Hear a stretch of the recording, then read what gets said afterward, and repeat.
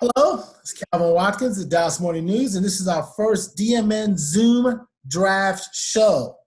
And for the next couple of weeks, we're going to talk about the draft with various people who know about these things. And the first two guys who are joining us is Rob Rang, who does a fantastic job on the draft. He's been doing this since 2001. He does a draft guide for Lindy's, works for NFL Draft Scout. There's a podcast on Locked On Seahawks. Rob, show you about the latest Lindy's in case you want to get it online, or if you can sneak out to Barnes & Noble, you can get you can get that. And the other gentleman with us is Jordan Reid, senior draft analyst of the Draft Network. Jordan's been doing this for a good while as well. He does a podcast as well called Locked On College Football. I need to copyright Locked On, Jordan. Jordan's very good at what he does. I had his draft guide last year. It was fantastic. You guys need to get that. Jordan, by the way, has played the game a little bit. He's a quarterback at North Carolina Central, so he knows a little bit about what to do in football. We're going to be joined later on, hopefully, by Pete Prisco of CBS Sports.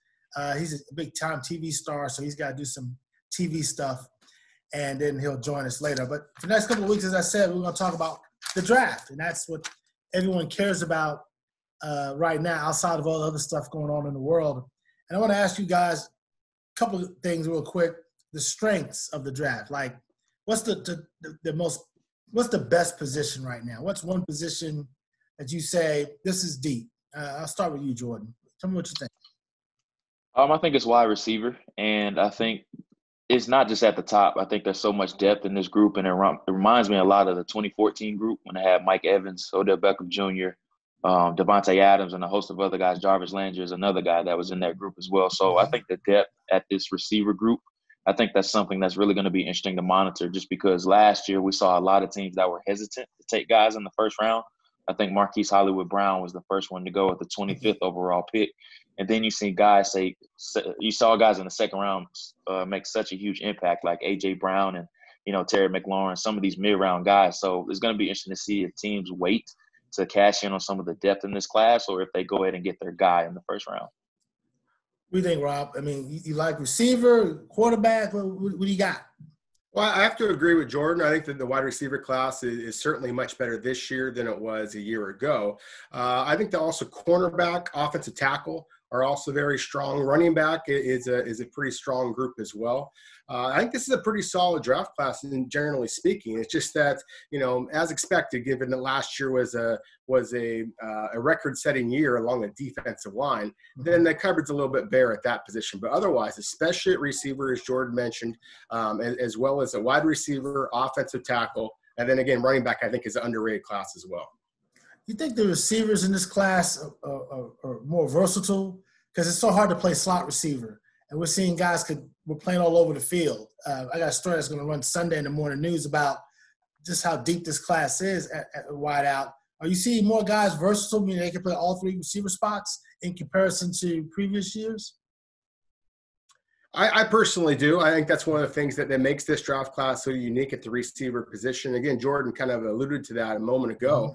Last year we had Hollywood Brown as the only receiver that went in the first round, just purely a speed guy. And he had his durability issues and things of that nature. And then some of the other receivers that he mentioned that had success in the second rounds and later, maybe didn't check all the boxes in terms of straight line speed or size or whatever the case might be. Or maybe they had durability issues like DK Metcalf. Right. This year, I expect there to be 4 to 6 wide receivers go in the first round. I expect that number to jump in the second and third rounds. It's basically a Baskin-Robbins choose your own flavor kind of a draft of the receiver position. If you want small guys that have speed, you have that. If you want big guys, if you want the nuanced route runners, then you have those as well. I just love the depth and versatility of this receiver class. All right. Joe Burrow, we think, is going number 1. And maybe your boy Chase Young is going to go 2. Who's next? Because I'm thinking the top 2 is okay, unless you guys defer. But after the top 2 picks, where are we going? Is Miami going to get Tua? I like the Ohio State corner. What are we doing here after the second pick? I think that's where things get really interesting, just because maybe Detroit does trade out, just because I think this is a team that has a plethora of needs across a lot of positions, especially on defense. And I think the home run pick for them would be Jeffrey Okudah, but I think they may trade back to a QB-needy team like Miami at 5 or the LA Chargers at 6, or even the Carolina Panthers might try to come up and get their guy for the future, even though they did sign Teddy Bridgewater to really be the bridge guy there. So it's just a matter of what they want to do, but it would go a little bit against the grain just because they haven't taken a first-round corner since Terry Fair in 1998. So it's been a long time since the Detroit Lions have selected a first-round corner, but I think Okudah would be a home run pick there. But if it were me, I probably would slide back a couple spots to ensure myself. I wouldn't slide back further than 6 just so I can ensure myself of one of Derek Brown, Isaiah Simmons, or Jeffrey Okudah. I think either 3 of those guys would be home run picks for Detroit. I agree with you 100%. I personally think that Isaiah Simmons would be the most intriguing and match Patricia defense.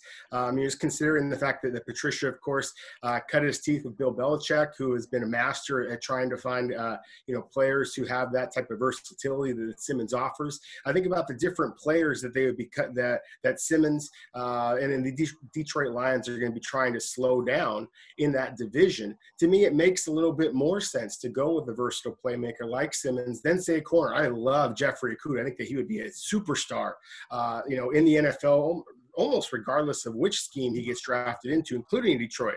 But at the same time, for my money, I would be going for Simmons for the Detroit Lions if they do stand at number 3 overall. And then, as you just mentioned, Jordan, if they were going to trade down a couple of spots and you're still able to get one of the elite blue chip defenders in this draft class, then certainly that's something that the Lions have to explore.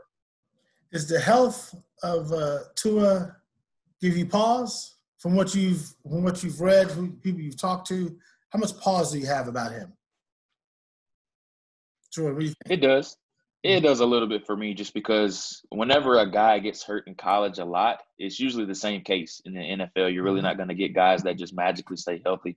He's had surgery on both ankles. We know about the hip situation with him, but I think he's such a special player. I think he can be really good on the next level. But, of course, when you're talking about durability, especially at the quarterback position, it does give you a little bit of pause. But if we're just talking about the player, and if I was insured of 10 years of a full bill of clean of health with Tua Tagovailoa, I would have no pause with taking him with the top overall pick. That's how much I think of him. But, the biggest stain on his resume right now is just the durability factor. No question about it. As you just said, if you were given the guarantee that he's going to be healthy for 10 years, sure, sign me up. At the same time, the durability questions are real. His lack of prototypical size is real. He played with one of the elite offensive line, one of the elite skill position collections of talent all throughout all throughout college football, of course. The team that Tua Tagovailoa gets drafted into in the NFL, I don't know if they're going to have the talent on the offensive line at receiver that he just left at Alabama. I normally would have some reservations with a player like Tua, and this year I have even more reservations. Obviously, the NFL decided that they had to change the medical recheck process throughout the combine. Tua went through a third-party doctor, and that third-party physician basically gave him a glowing recommendation. Yeah. And at the same time, NFL teams want their doctors to get their hands on him. So I think that Tua's upside is limitless. I think that he is the best pure passer in this draft class. But at the same time, the medical questions are so scary. The 2021 draft class at quarterback also looks intriguing as well. So I don't know that I would be willing to invest the top 10 pick that I think it's going to require to take Tua Tagovailoa. I want to ask you about a kid that's played at Alabama and Oklahoma, and I kind of like Jalen Hurts. Now, it seems as if we don't talk about him enough. We talk about Tua, obviously. Talk about the kid at LSU. We talk about Justin Herbert. We don't really talk about Hurts, who, he's played at big-time programs and succeeded. What is he not doing to get more attention? Or is it just, this is what it is, What do you think, Rob? For me, with Jalen Hurts, I just haven't seen the consistent accuracy from the pocket throughout his career to fit into every NFL scheme. Now, that said, the NFL is changing. What teams are asking quarterbacks to do in today's era, even just this last year or two, is so different than it was 5 or 10 years ago. Jalen Hurts, the intangibles, the physical talent is there, the size, the arm strength, the mobility, and the intangibles are off the charts. So if there is a quarterback that you are looking to develop in this draft class, I think you can make an argument that Hurts is about as exciting as any of them. At the same time, he also was further along, I believe, than any of them. And so I think that you're going to have a very unique situation where you're going to be willing to invest a top 100 selection in him. But I do think that some team is going to be willing to do so just because of the upside that he offers.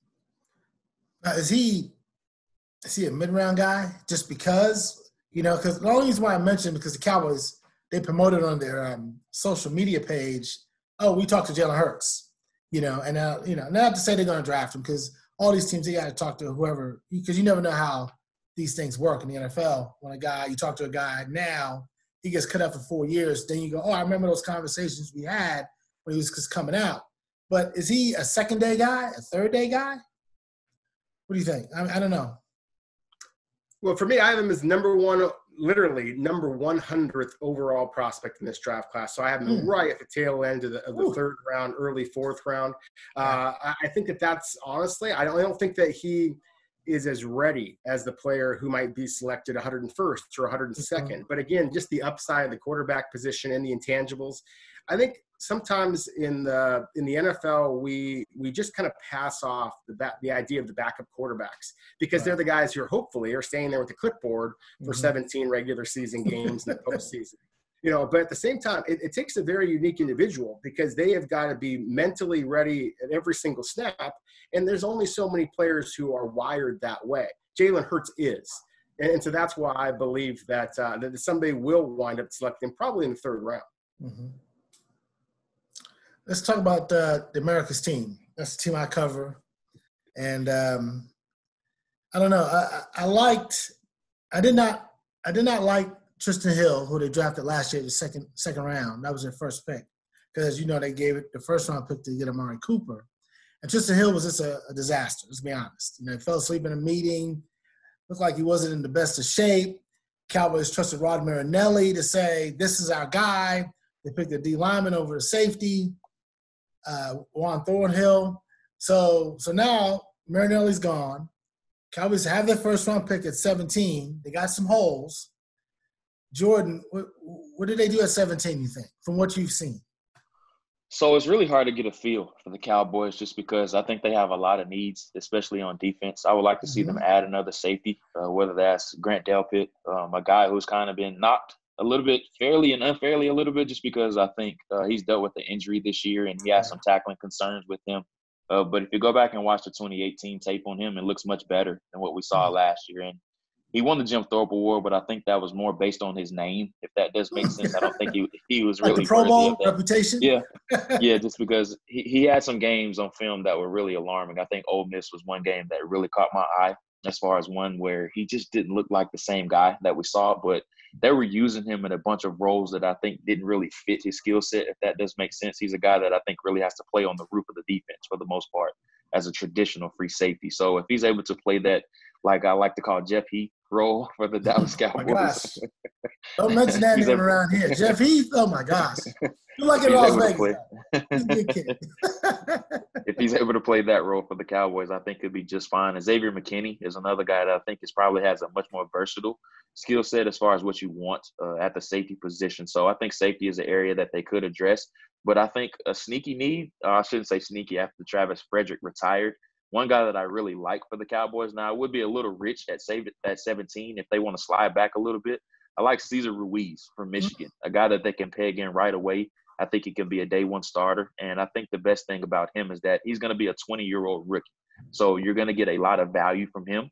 And I think you can get multiple contracts during his career. So I like Cesar Ruiz's fit a lot if they want to trade back into the mid-20s to get him. What do you think, Rob? No, I think that all makes sense. The safety position is obviously a concern. You bring in Clinton Dix in a one-year deal. Obviously, Mike McCarthy knows Clinton Dix well. At the same time, I agree with Jordan. If a Grant Delpit, Xavier McKinney are available, then they make some sense. And the same thing with Cesar Ruiz as well. Again, as I was mentioning before with, looking at the teams that and how they're going to try to cover players. I think we were talking about the Green Bay Packers and the Detroit Lions in the NFC North division. Same thing here with the Cowboys. If they were to go with the Cesar Ruiz, who I agree with Jordan, I think is a terrific fit for Dallas.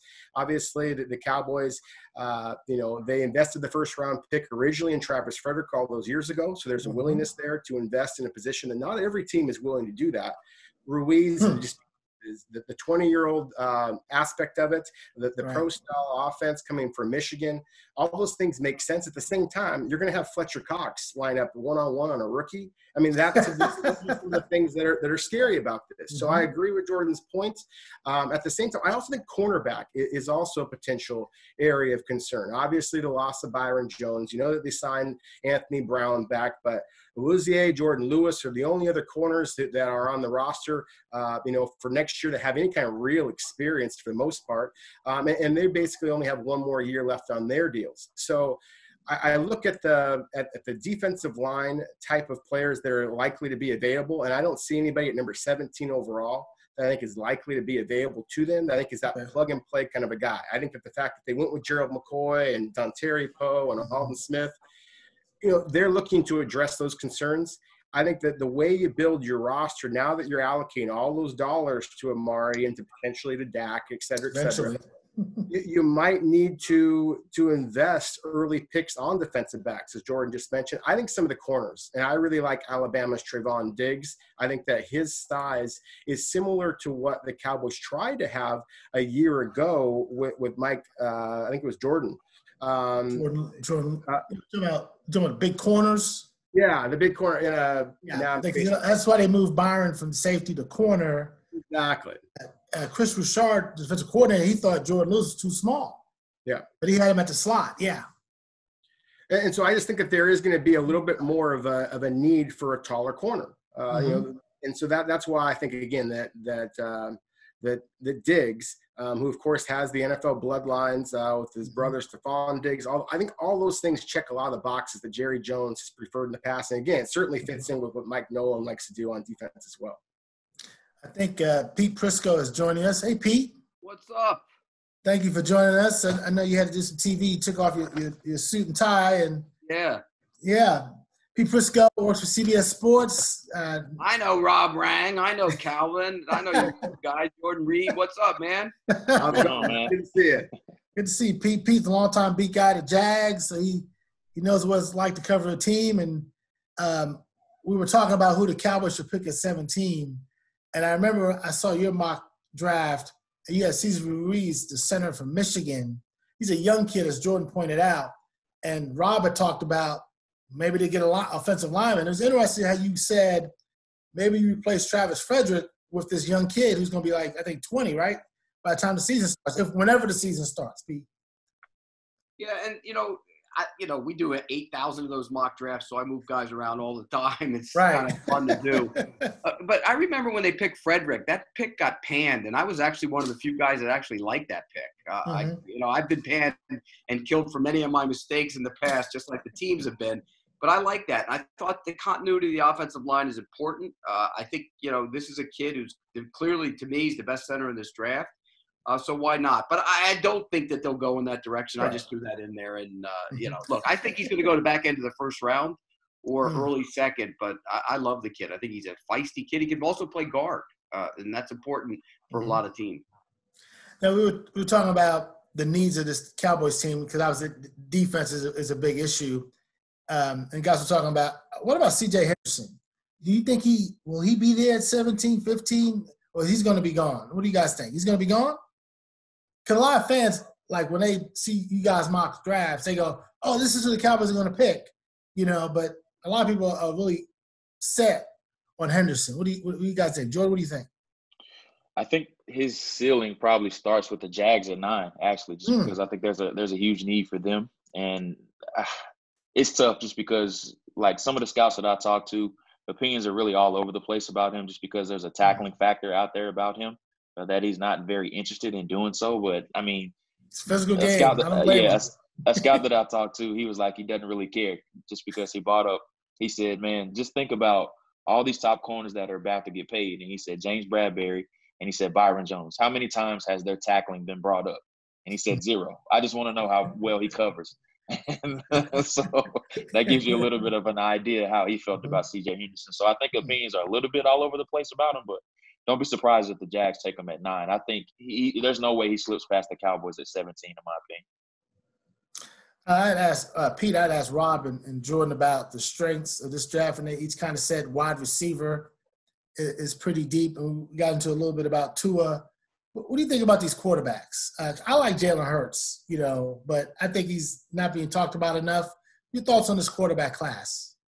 I'll echo something that Jordan just said about C.J. Henderson. And I know his agent, John Thornton. I saw him at the Combine. I said, hey, your kid doesn't tackle.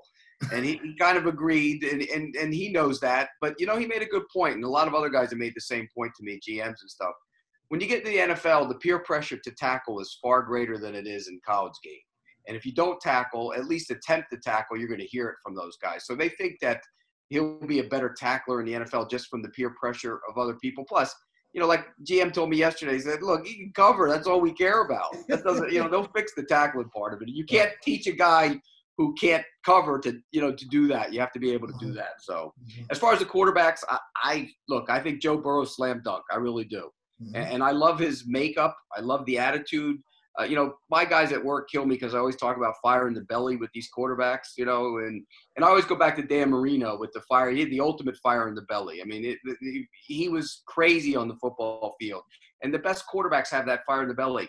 I think Joe Burrow has it. I don't know if Tua has it, and that concerns me a little bit. I don't know if Justin Herbert has it. I don't know Jordan Love that well, and I've watched his tape.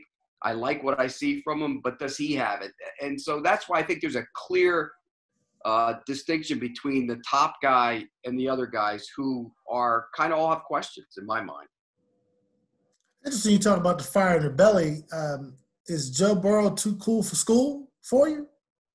Just too, No, I'll give you an example of, okay.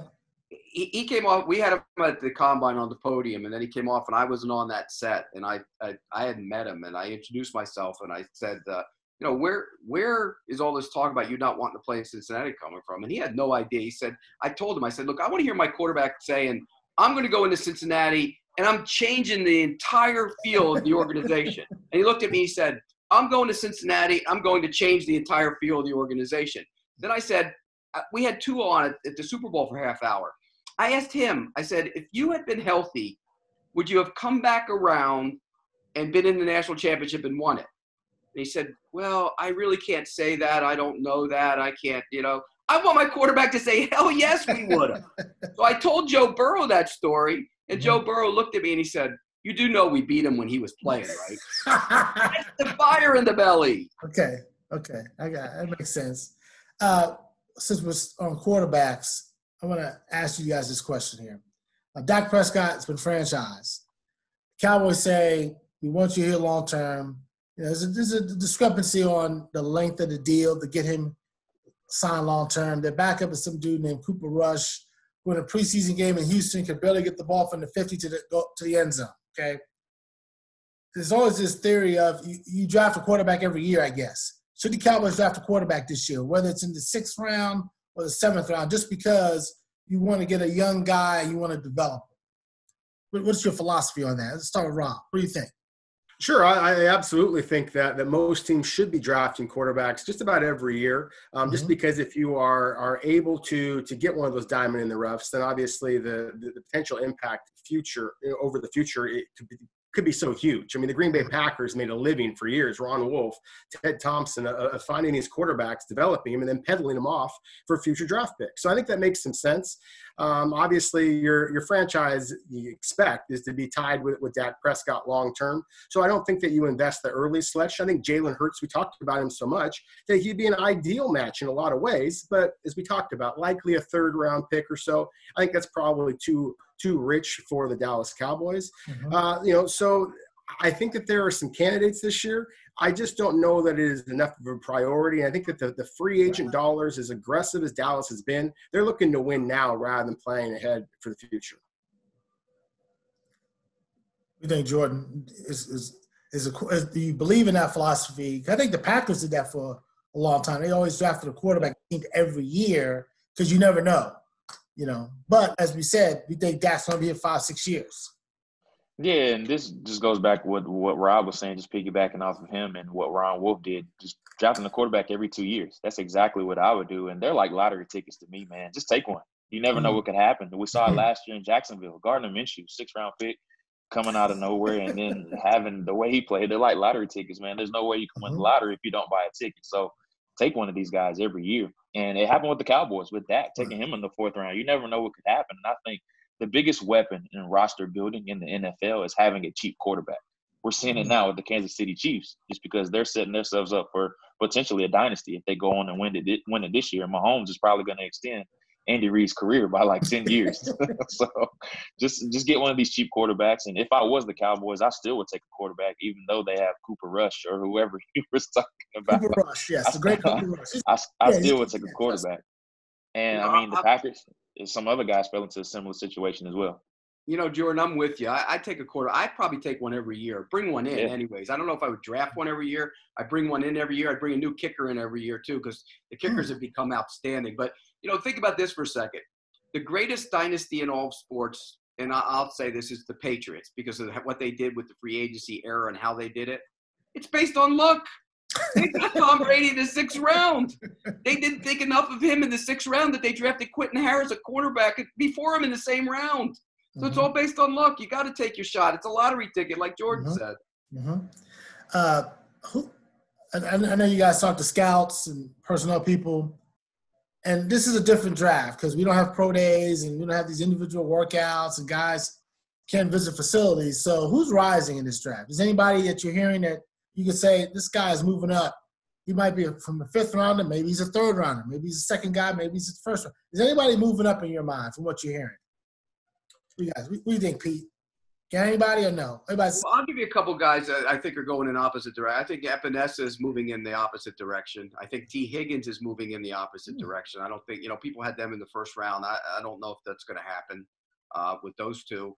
I think Ruiz is one of those guys that could sneak into the 1st round. I think the corner, you got to look at the corner group. Igbenogany from Auburn could sneak into the back end of that 1st round. I think that, because you got to figure, once the top 2 corners go, and it's Okudah and Henderson, then you're going to see a little bit of a run on those guys because guys are desperate to have corners. So there's probably going to be guys like Fulton and Igbenogany and that group go in there. A.J. Terrell's the name that keeps coming up as a guy who can be in the 1st round. I'll give you a guy later on that might go higher as a running back than you're hearing is the Kelly kid from UCLA. I hear a lot of really good things from the scouts and personnel people. When you watch the tape, you can see why. So those are some of the guys I hear moving up and moving down.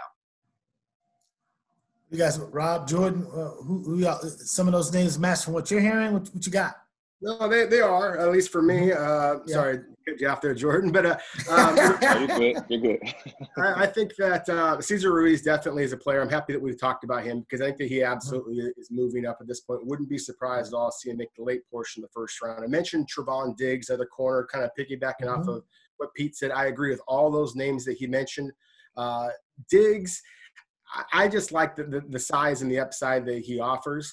One player that I've been hearing from teams they're really excited about that isn't getting a lot of national attention is the Utah corner, Jalen Johnson.